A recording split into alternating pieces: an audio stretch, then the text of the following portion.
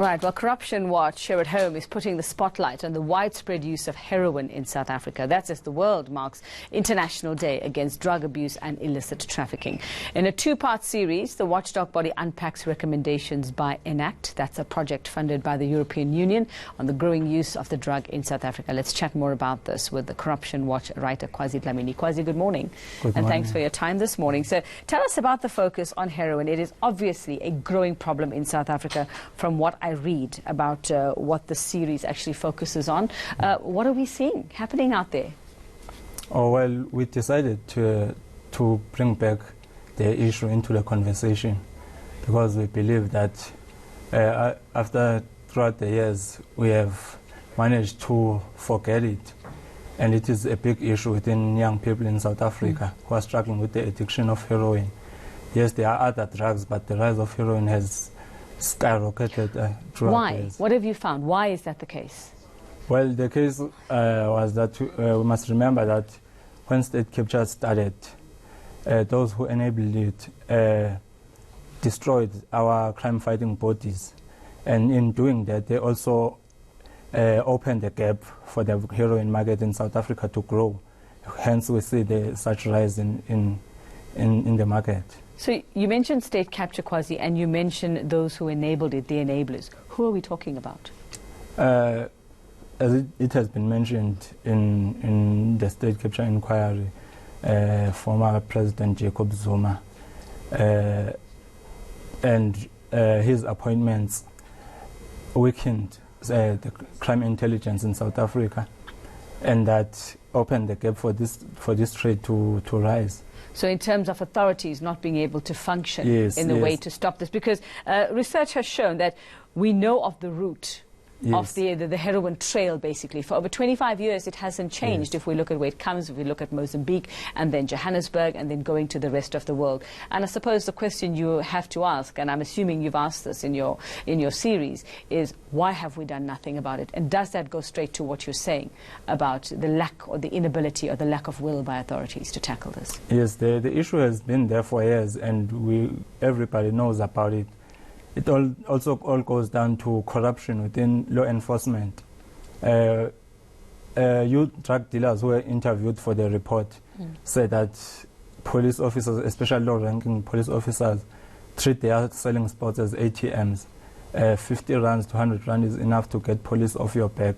They come by a few times a week to get their cash hits, and then they go their separate ways.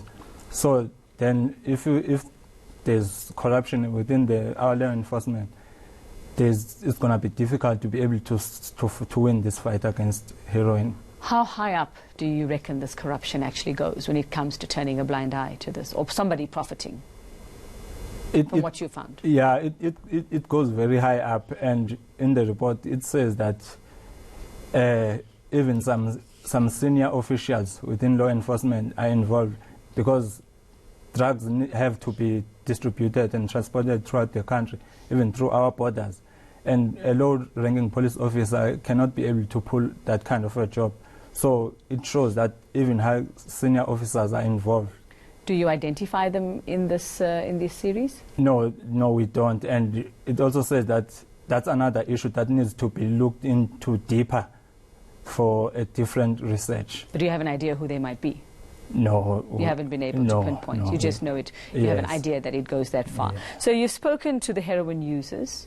I see you've also discussed this with the larger community and the effects that this is having on them as well. What have you found, and what it's actually doing, not just to the people that are taking the drugs or using them, but everyone else around them and the country as a whole? What are we seeing? Yeah, as a country, South Africa is losing young people whom their productivity would have contributed towards building socio-economic development of the country, and communities affected.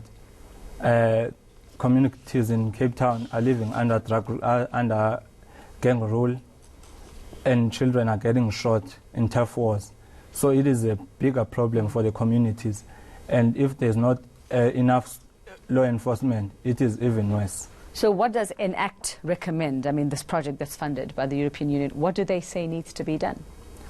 Well, they say that We know there were many programs that have been tried. There are many researches that have been out, but none have been able to stop the rise.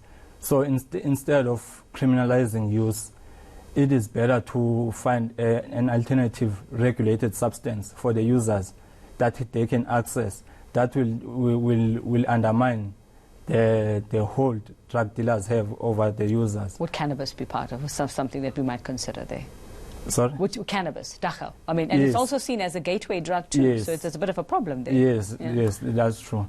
But an alternative substance that can be regulated, and those who are already drug users, they must not be marginalized.